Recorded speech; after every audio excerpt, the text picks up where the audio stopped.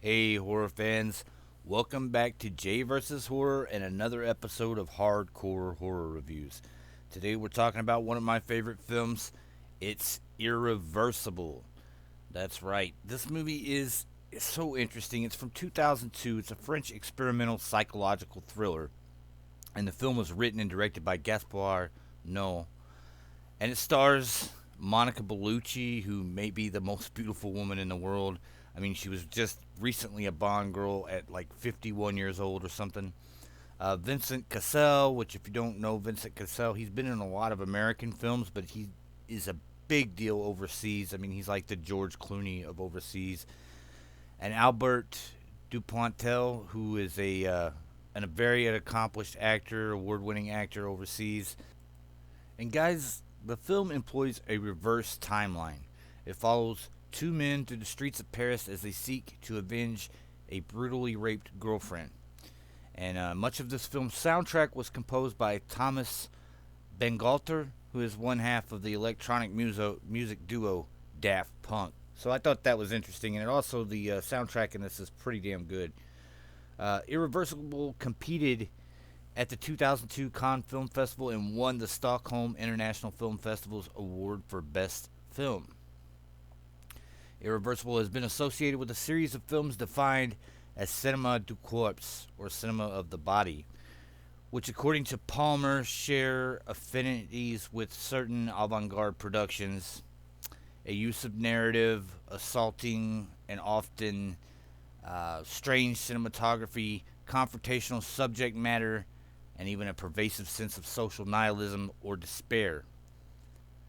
The film's also been associated with the new French extremity movement, but I don't always associate it with those films myself. Now, this is a tough one to talk about, guys. It really is, because the film consists of 14 scenes. That's all that's in it is 14 scenes, but they're shown to us in reverse. So the story plays out in reverse. And so the best thing I could compare that to for anyone who hasn't seen it is Memento. If you've ever seen Memento with Guy Pearce, directed by Christopher Nolan, it pretty much has the same thing going on. In Memento, the guy can only remember like the last 15 minutes, so he constantly go backwards and start again and go backwards and start again. And so that's kind of what happens here in Irreversible. And I struggled with this. I struggled with how to talk about it because, it would be easy just to give you the 14 scenes or talk about the 14 scenes in the correct chronological order, but the film loses total impact in that sense. You have to see it in reverse. It's one of the only films out there that can make you care about its characters after bad things happen to them. I mean, these incredible scenes of violence happen in the film, but they have even more impact the further the film goes because we're actually going backwards and we're learning more about our characters, more about their lives and who they are.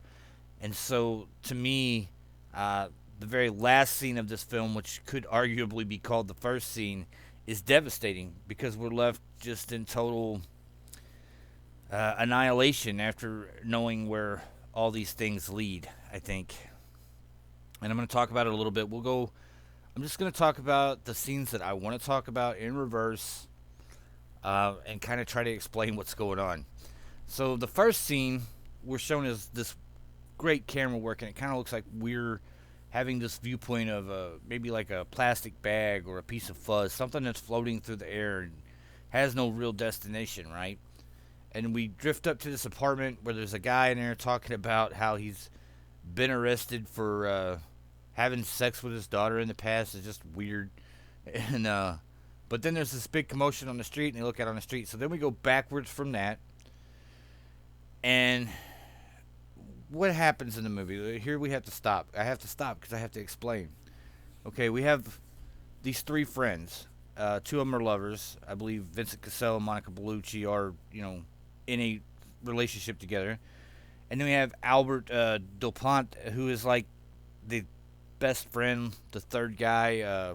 But it seems like he's probably in love with her too. And we see that they're going to a party, and they get to this party. She leaves. Monica Bellucci, her character's name is Alex, and when she leaves, she sees this pimp in the subway, and he's threatening one of his prostitutes, and he's got a knife on her, and so Alex kind of says something to him, and so begins this assault. And it's one of the toughest things I've ever watched in a film, but it's also very interesting. I mean, there's a 10-minute long rape scene here, and I always fast forward through it every time I watch this movie because I just can't stand to see Monica Bellucci be assaulted like that.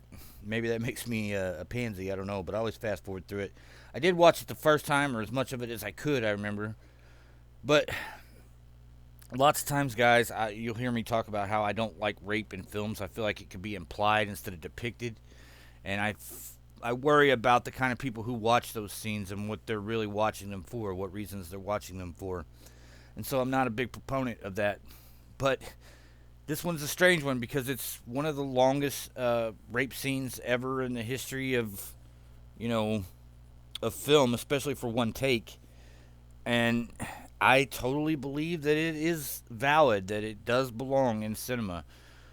Because without this scene, nothing else in the movie really works. The heartbreakingness of it and the pain that we feel here cannot be duplicated in any kind of sense without this.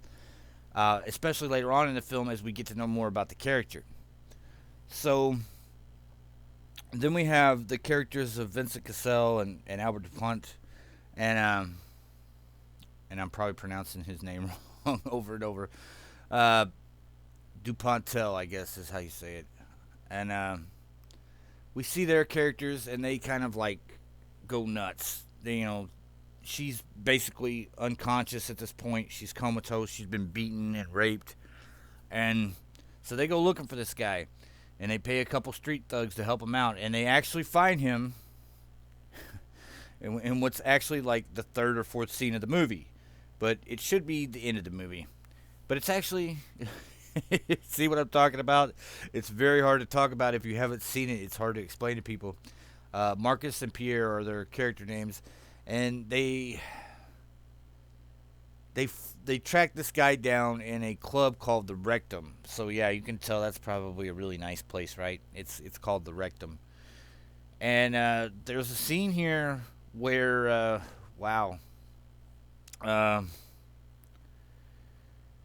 they go into the bar and the guy is there, and they just beat him to death. I don't know how else to explain it, really. Like, the guy's talking shit, too. Like, he's like, oh, you want to fuck with me and this and that. And dude pulls a fucking fire extinguisher off the wall and beats his fucking brains in. I mean, he beats his fucking face until it turns to soup. It looks like face soup, and it's a great effect. It's really dark in this club, just a few neon lights and stuff, so you kind of have to slow it down maybe or pause it to kind of... I know the first time I saw this movie, I was like, what the fuck? I was not expecting that. Didn't know what it was about going into it, because I saw it pretty much maybe a year or two after it came out. And it didn't have all this time to sit and be talked about and studied and stuff. So yeah, this guy pulls the fire extinguisher off the wall and beats his fucking face in. And you have those moments where you're like, yes, he deserves it. This would have been much more satisfying. This is one scene that would have been more satisfying if we knew everything leading up to it. If we knew the context leading up to it, man, this would have been satisfying. Because at this point, we don't know what's going on. We just know that dude flipped the fuck out and beat dude's head in until there was nothing left. I mean, it literally looks like somebody curb stomped him to death. And so you're like, what the fuck is going on? But then you're drawn in. But maybe that's the impact of this scene, because once you see this, and it's only like the third scene, real scene in the movie, and the others are real short before that, but once you see this, you're hooked. You're like, what the fuck is this movie? Who is this director? This guy's dangerous. I want to watch this. So then as we go back, it starts to slow down a little bit, and then we have this violent rape scene. And then after that, you feel like the film starts to lose steam a little bit, but it doesn't. Because all this stuff, the story is important too. And the further back we go, the more it hurts. The more it genuinely hurts to see what has happened. And by the time we get to the first scene, like I said, it's just absolutely devastating. All the events that have taken place. So yeah, guys, Irreversible is one of my favorite films. I don't know where I would put it. I know it's definitely in probably my top 100, and that's saying a lot for me, guys, because I'm not somebody who could just rattle off 100 films without thinking about it. Once I can't even do a top 10 without thinking about it. I mean, there's nothing set in stone for me, and I feel different ways about different films at different times. But this one is definitely in my top 100, and impact alone, it's one of the greatest films ever made. Uh, just the the narrative of it, the way it's done, you'll never see anything else like this. Like I said, Memento maybe is close, but it's not on the same level as far as impact. I think Memento is a mystery that plays backwards to the beginning, and so you get your answer to the mystery at the beginning of it. With Irreversible, it's a drama. I don't really think it's a thriller. It's a drama that gut punches you throughout the film, and then gut punches you again at the end. Guys, I'm gonna give Irreversible. Man, I got to give this one 9.5 out of 10 and give it a high recommendation.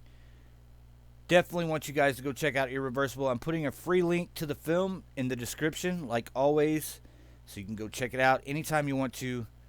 Guys, like and subscribe, and we will talk to you the next time we got something worth talking about. Bye.